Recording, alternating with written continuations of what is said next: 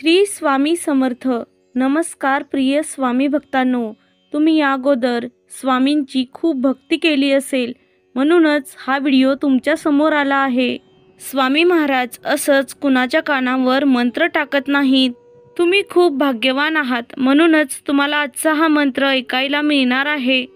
या मंत्राच्या सहाय्याने तुमची पैशांची अडचण कायमची दूर होणार आहे. प्रिय भक्तांनो, तुम्हीही आत्तापर्यंत सतत येणाऱ्या संकटांनी त्रस्त आहात का? हाती घेतलेले काम पूर्ण होत नाही, सतत पैसे कमी पडतात, नोकरीची चिंता वाढत चालली आहे, पैशांच्या कमतरतेमुळे मनातील बऱ्याच इच्छा तशाच राहिल्या आहेत, नोकरीसाठी प्रयत्न करताय पण चांगली नोकरी मिळत नाही, घरातील वादविवाद वाढत चालले आहेत, कोणती ना कोणती व्यक्ती सतत आजारी पडत आहे. अशा सर्व समस्या एकाच वेळी नष्ट होऊ शकते. ते सर्व शक्य आहे फक्त या मंत्रामुळे. या सर्व समस्यांचा त्रास कमी करण्यासाठी तुम्हाला आजचा हा मंत्र ऐकायचा आहे. आजचा हा स्वामींचा मंत्र खास तुमच्यासाठी आहे. प्रिय भक्तांनो, आज जर तुम्ही 10 मिनिटे या मंत्रासाठी दिला तर हा वेळ तुमचा कधीही वाया जाणार नाही. आज नाही तर उद्या या मंत्राचे फळ तुम्हाला नक्कीच मिळेल. उशिरा का होईना, पण स्वामी समर्थ महाराज आपल्याला आपल्या कष्टाचे फळ नक्कीच देतात. तुमच्या घरातील दुःखाचे वातावरण या मंत्रजपामुळे कमी होऊन जाते. घरातील क्लेश नष्ट करण्यासाठी तुम्ही हा मंत्र मोबाईलवरती 20 मिनिटे चालू ठेवा. या मंत्राच्या आवाजाने घरात प्रसन्नतेचे वातावरण निर्माण होते. या मंत्रामुळे घरात सकारात्मक शक्तीचा प्रवाह चालू लागतो. प्रिय भक्तांनो, तुमच्यासोबतही असं घडतं का की तुम्ही एखादे काम हाती घेता पण ते काम करण्यासाठी तुमचं मन लागत नाही, सतत निगेटिव्ह विचार मनामध्ये येत राहतात? जर तुमच्यासोबतही असं घडत असेल तर आजचा हा मंत्र खास तुमच्यासाठीच आहे. हा मंत्र ऐकल्यानंतर त्याचा अनुभव तुम्ही स्वतःच घ्याल. स्वामी भक्तांनो, तुमचा स्वामींच्या शक्तीवर विश्वास आहे ना? मग कमेंट बॉक्समध्ये श्री स्वामी समर्थ टाईप करून आपली उपस्थिती नोंदवा. हा मंत्र ऐकताना तुमची जी काही इच्छा आहे, तुमचे एखादे स्वप्न असेल तर ते स्वामींना अवश्य सांगा. आम्ही विश्वास देतो तुमची इच्छा लवकरात लवकर पूर्ण होईल. कारण नामस्मरणात खूप ताकद असते. नामस्मरणातून जी शक्ती, जी ऊर्जा मिळते ती तर कोणत्याही गोष्टींतून मिळत नाही. आज तुमच्याकडे ही संधी स्वतः चालून आलेली आहे. या संधीचं सोनं करा. तुम्हाला जास्त काही करायची गरज नाही. फक्त हा मंत्र 20 मिनिटे ऐका. कमीत कमी 108 वेळा आणि जास्तीत जास्त 1008 वेळा तुम्ही हा मंत्र ऐकू शकता. हा अत्यंत प्रभावी मंत्र श्री स्वामी समर्थांकडून तुम्हाला मिळाला आहे. तो आशीर्वाद समजून त्याचा स्वीकार करा. विश्वास ठेवा, सर्व काही शक्य होईल. चला तर मग स्वामी भक्तांनो, हा मंत्र जप कोणता आहे ते पाहूयात.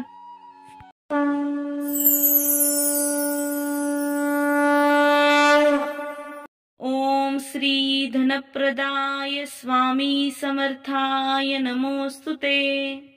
ओम श्री धनप्रदाय स्वामी समर्थाय नमोस्तुते. ओम श्री धनप्रदाय स्वामी समर्थाय नमोस्तुते. ओम श्री धनप्रदाय स्वामी समर्थाय नमोस्तुते. ओम श्री धनप्रदाय स्वामी समर्थाय नमोस्तुते. ओम श्री धनप्रदाय स्वामी समर्थाय नमोस्तुते. ओम श्री धनप्रदाय स्वामी समर्थाय नमोस्तुते. ओम श्री धनप्रदाय स्वामी समर्थाय नमोस्तुते. ओम श्री धनप्रदाय स्वामी समर्थाय नमोस्तुते. ओम श्री धनप्रदाय स्वामी समर्थाय नमोस्तुते.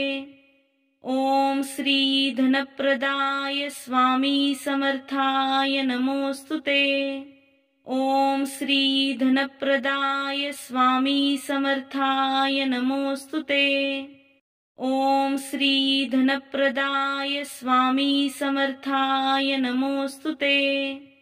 ओम श्री धनप्रदाय स्वामी समर्थाय नमोस्तुते। ओम श्री धनप्रदाय स्वामी समर्थाय नमोस्तुते। ओम श्री धनप्रदाय स्वामी समर्थाय नमोस्तुते।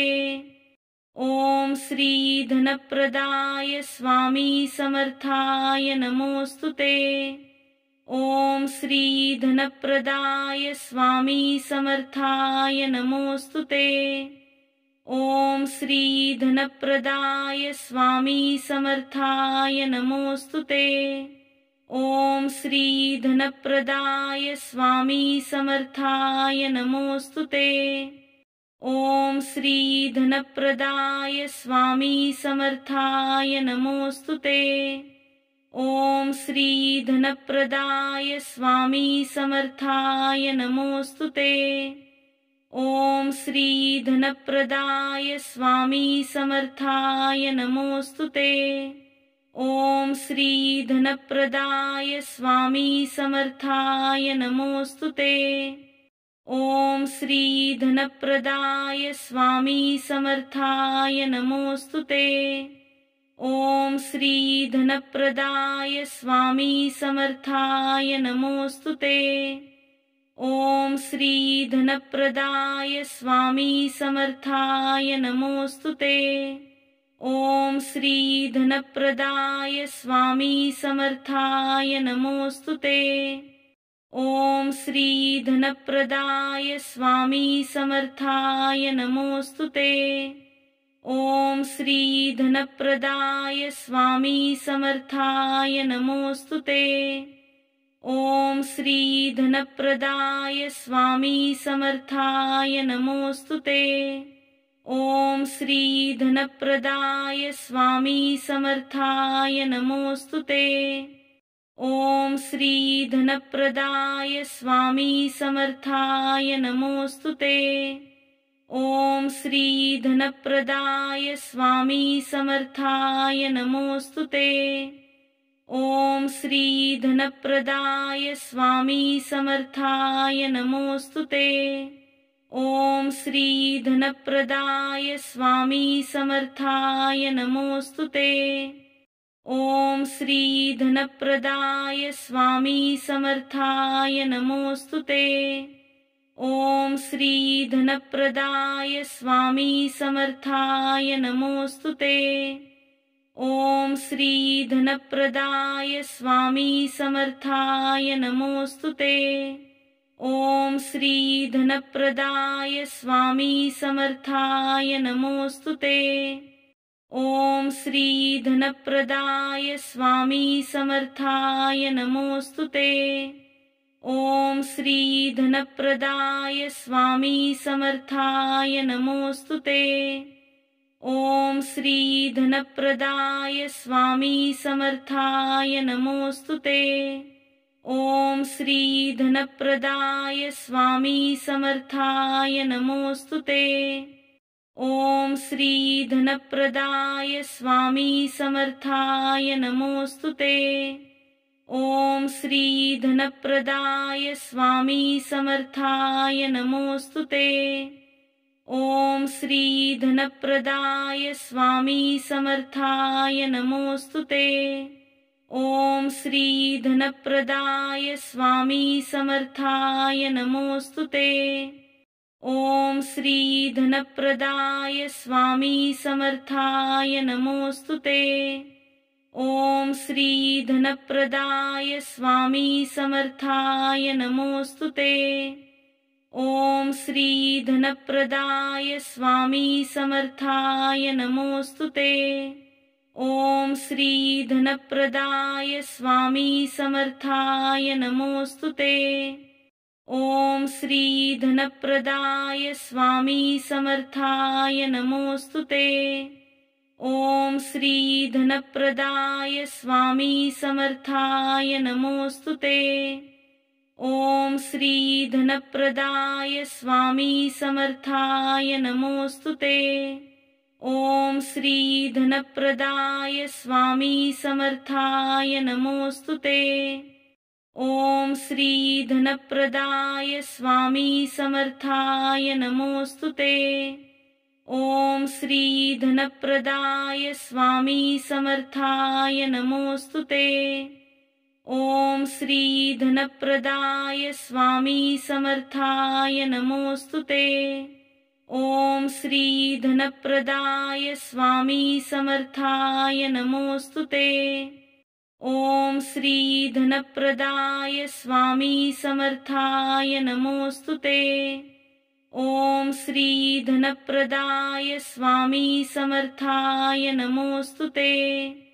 ओम श्री धनप्रदाय स्वामी समर्थाय नमोस्तुते। ओम श्री धनप्रदाय स्वामी समर्थाय नमोस्तुते। ओम श्री धनप्रदाय स्वामी समर्थाय नमोस्तुते। ओम श्री धनप्रदाय स्वामी समर्थाय नमोस्तुते। ओम श्री धनप्रदाय स्वामी समर्थाय नमोस्तुते।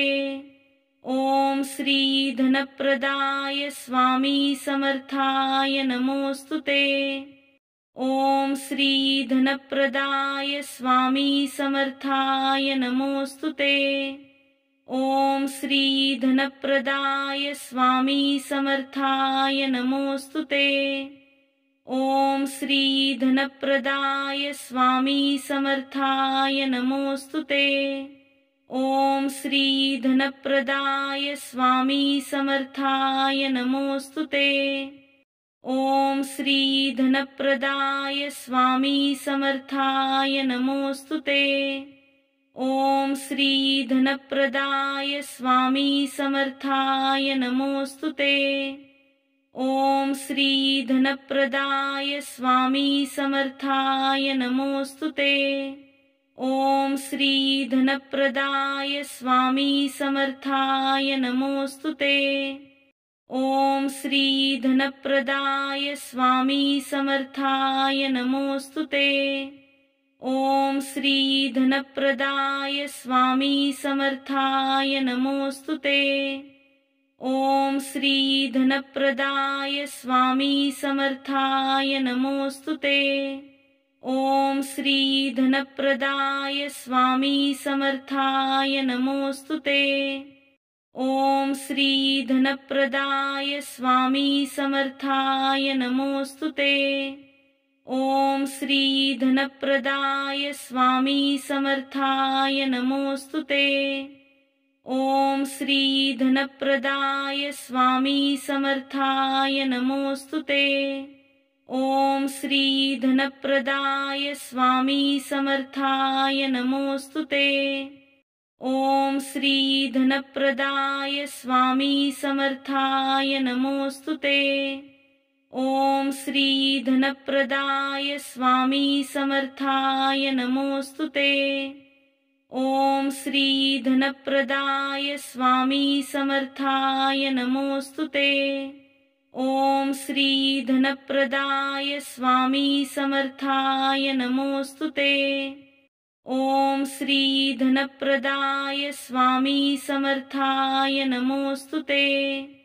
ओम श्री धनप्रदाय स्वामी समर्थाय नमोस्तुते। ओम श्री धनप्रदाय स्वामी समर्थाय नमोस्तुते।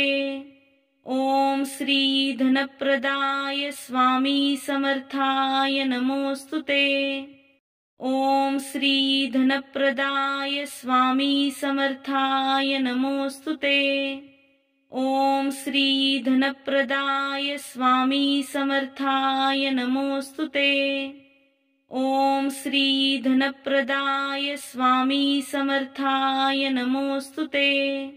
ओम श्री धनप्रदाय स्वामी समर्थाय नमोस्तुते। ओम श्री धनप्रदाय स्वामी समर्थाय नमोस्तुते। ओम श्री धनप्रदाय स्वामी समर्थाय नमोस्तुते। ओम श्री धनप्रदाय स्वामी समर्थाय नमोस्तुते। ओम श्री धनप्रदाय स्वामी समर्थाय नमोस्तुते। ओम श्री धनप्रदाय स्वामी समर्थाय नमोस्तुते। ओम श्री धनप्रदाय स्वामी समर्थाय नमोस्तुते। ओम श्री धनप्रदाय स्वामी समर्थाय नमोस्तुते। ओम श्री धनप्रदाय स्वामी समर्थाय नमोस्तुते। ओम श्री धनप्रदाय स्वामी समर्थाय नमोस्तुते। ओम श्री धनप्रदाय स्वामी समर्थाय नमोस्तुते। ओम श्री धनप्रदाय स्वामी समर्थाय नमोस्तुते।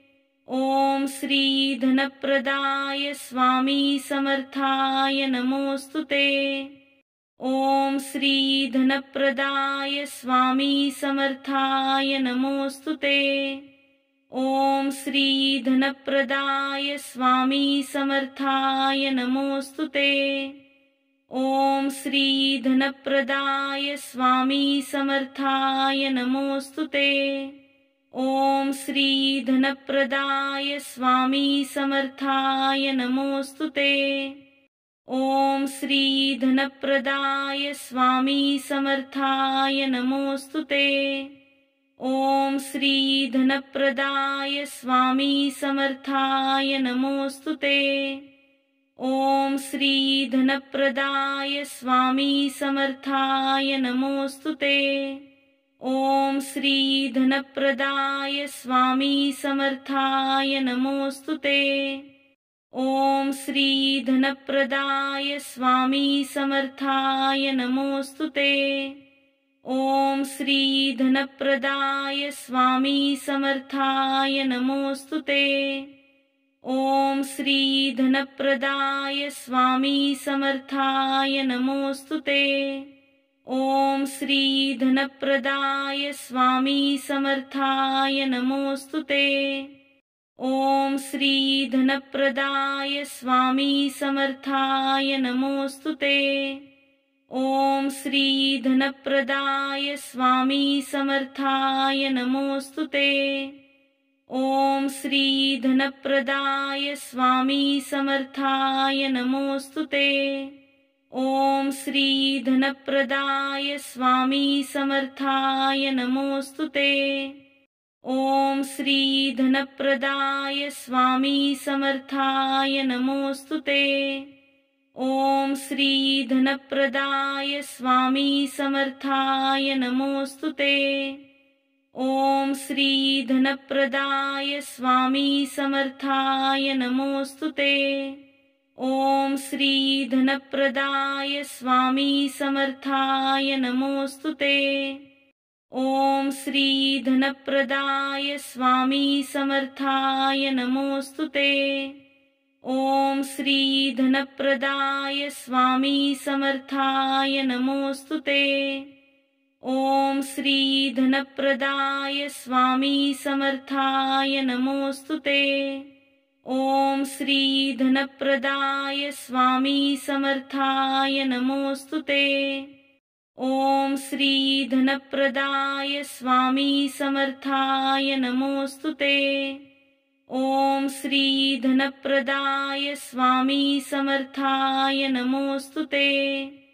ओम श्री धनप्रदाय स्वामी समर्थाय नमोस्तुते। ओम श्री धनप्रदाय स्वामी समर्थाय नमोस्तुते। ओम श्री धनप्रदाय स्वामी समर्थाय नमोस्तुते।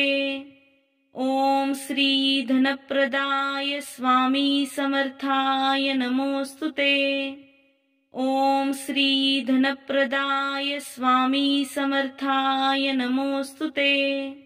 ओम श्री धनप्रदाय स्वामी समर्थाय नमोस्तुते। ओम श्री धनप्रदाय स्वामी समर्थाय नमोस्तुते।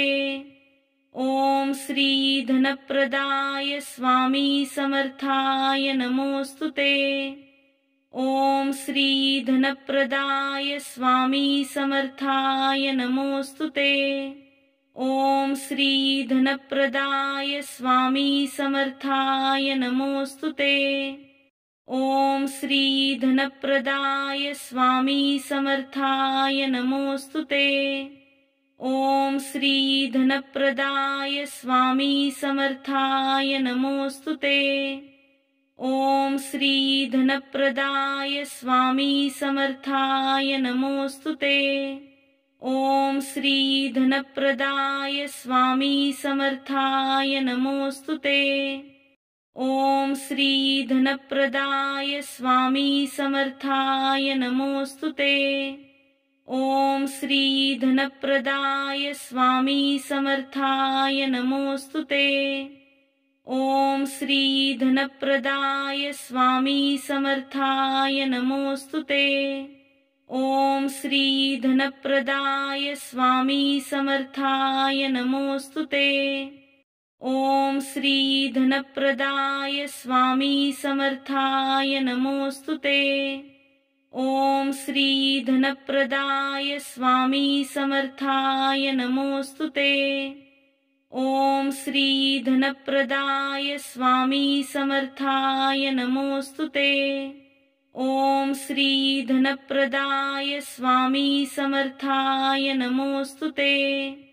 ओम श्री धनप्रदाय स्वामी समर्थाय नमोस्तुते। ओम श्री धनप्रदाय स्वामी समर्थाय नमोस्तुते। ओम श्री धनप्रदाय स्वामी समर्थाय नमोस्तुते।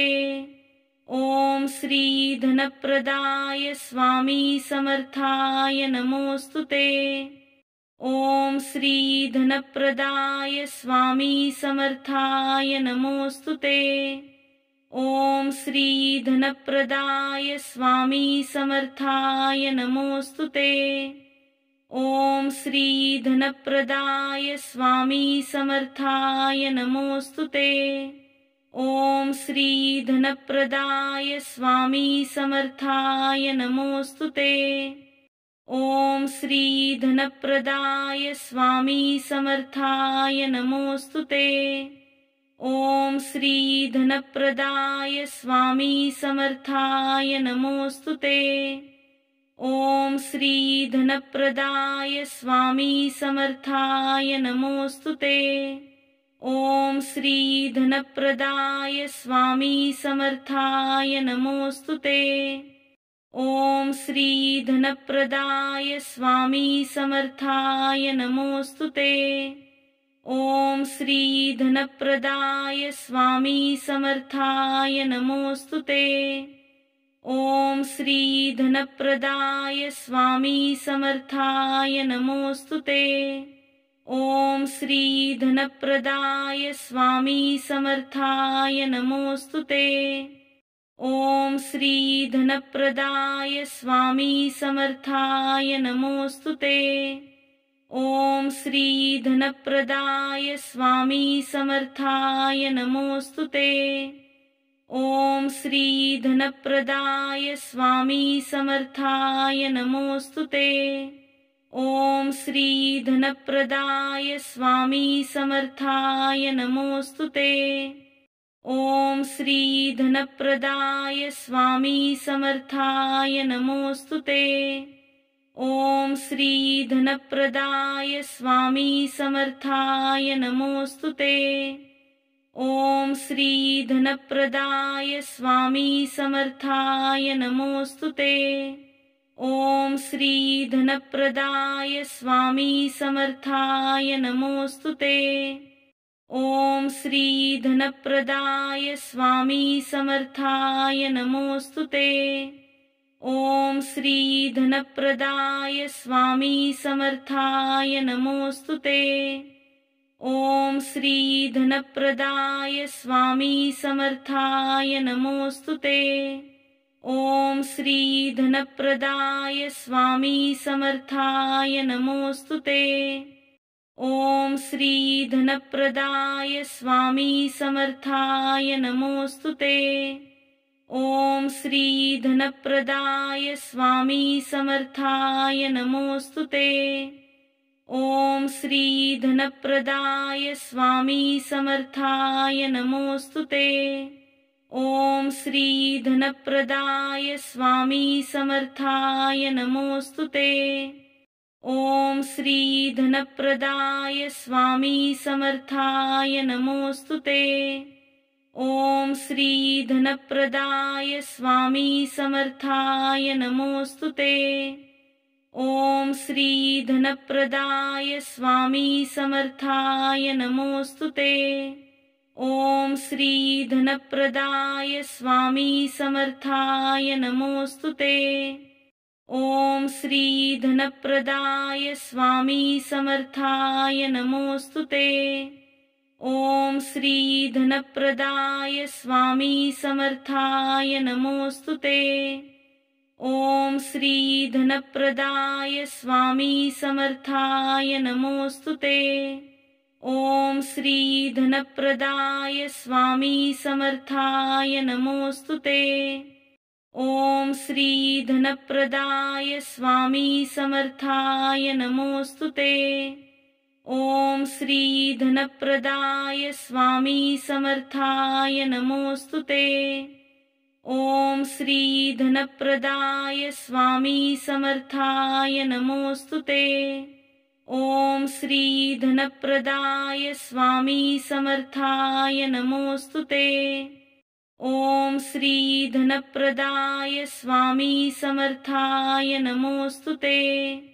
ओम श्री धनप्रदाय स्वामी समर्थाय नमोस्तुते। ओम श्री धनप्रदाय स्वामी समर्थाय नमोस्तुते। ओम श्री धनप्रदाय स्वामी समर्थाय नमोस्तुते। ओम श्री धनप्रदाय स्वामी समर्थाय नमोस्तुते। ओम श्री धनप्रदाय स्वामी समर्थाय नमोस्तुते। ओम श्री धनप्रदाय स्वामी समर्थाय नमोस्तुते।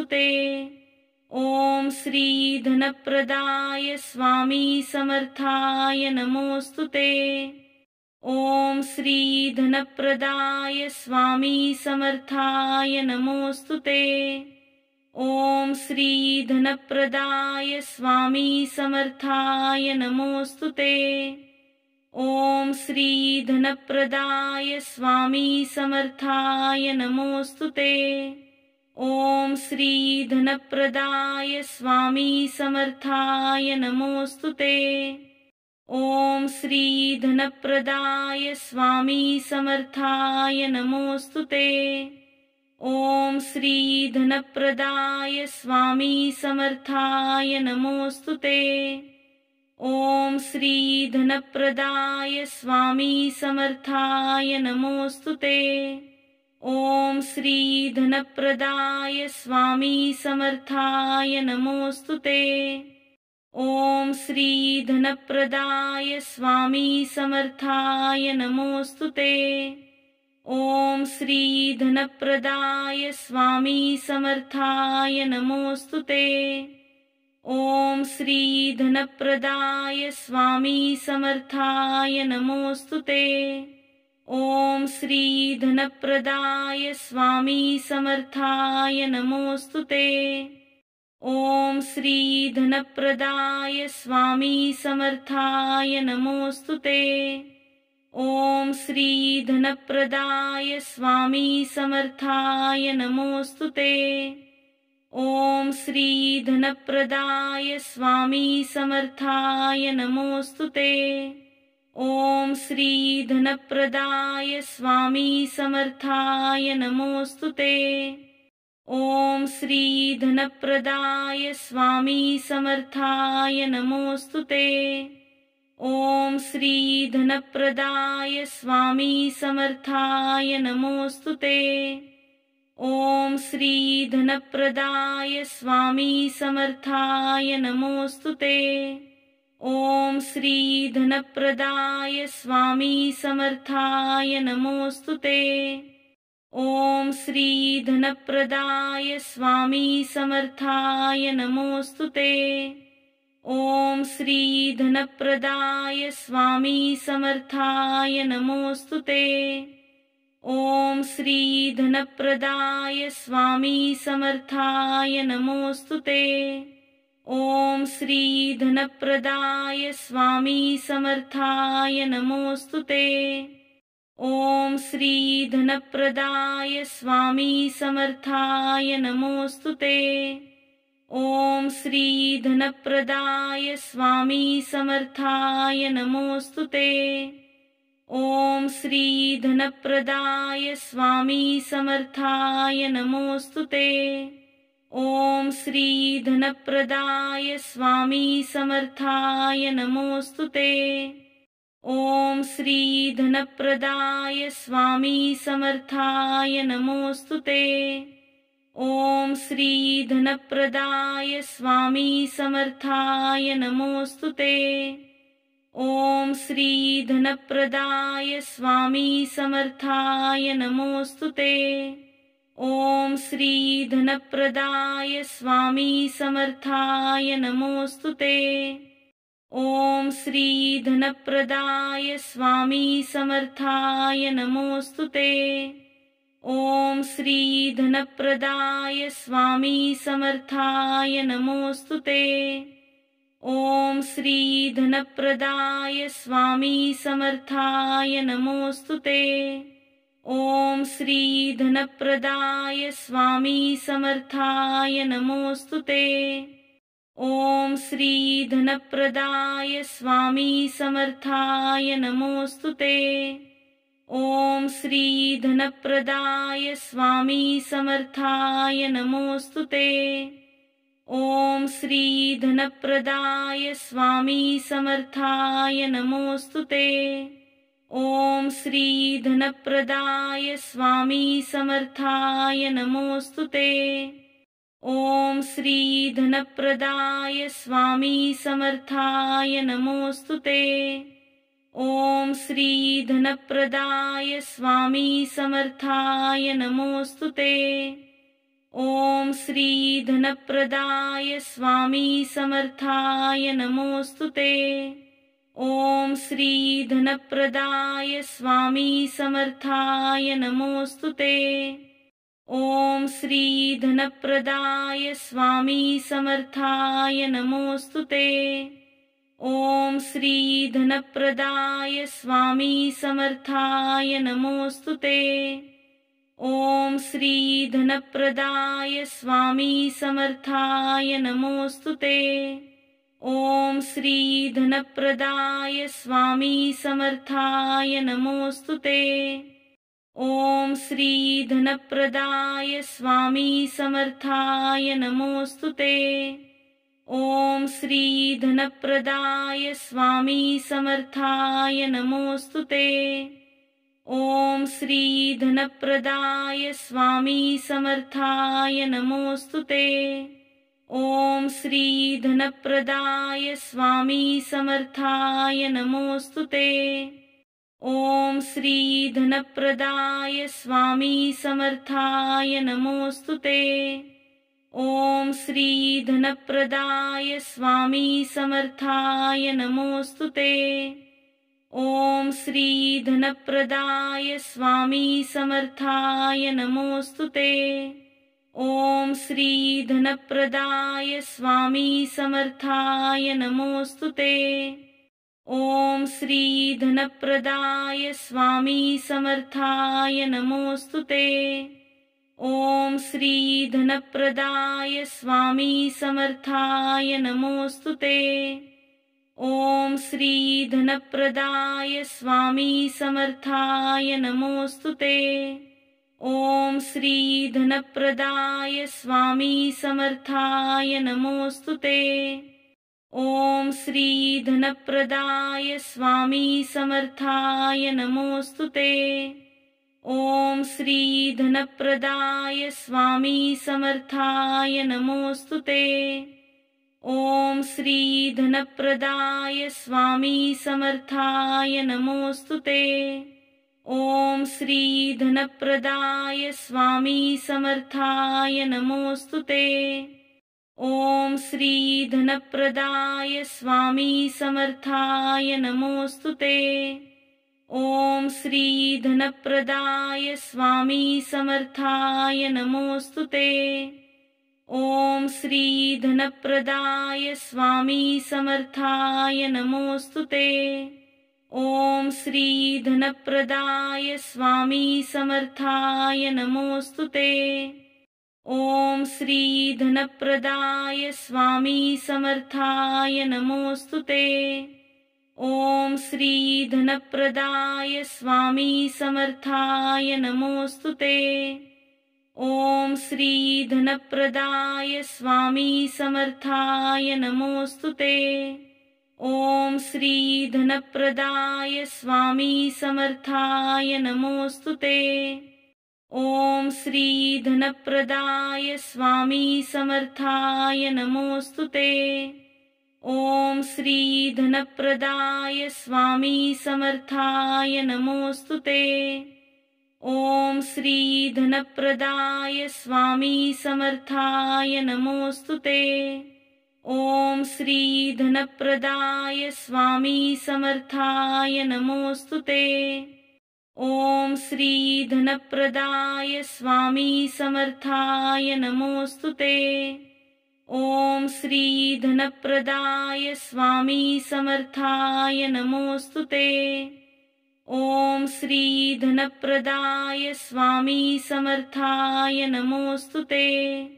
ओम श्री धनप्रदाय स्वामी समर्थाय नमोस्तुते। ओम श्री धनप्रदाय स्वामी समर्थाय नमोस्तुते। ओम श्री धनप्रदाय स्वामी समर्थाय नमोस्तुते। ओम श्री धनप्रदाय स्वामी समर्थाय नमोस्तुते। ओम श्री धनप्रदाय स्वामी समर्थाय नमोस्तुते। ओम श्री धनप्रदाय स्वामी समर्थाय नमोस्तुते। ओम श्री धनप्रदाय स्वामी समर्थाय नमोस्तुते। ओम श्री धनप्रदाय स्वामी समर्थाय नमोस्तुते। ओम श्री धनप्रदाय स्वामी समर्थाय नमोस्तुते। ओम श्री धनप्रदाय स्वामी समर्थाय नमोस्तुते। ओम श्री धनप्रदाय स्वामी समर्थाय नमोस्तुते। ओम श्री धनप्रदाय स्वामी समर्थाय नमोस्तुते। ओम श्री धनप्रदाय स्वामी समर्थाय नमोस्तुते।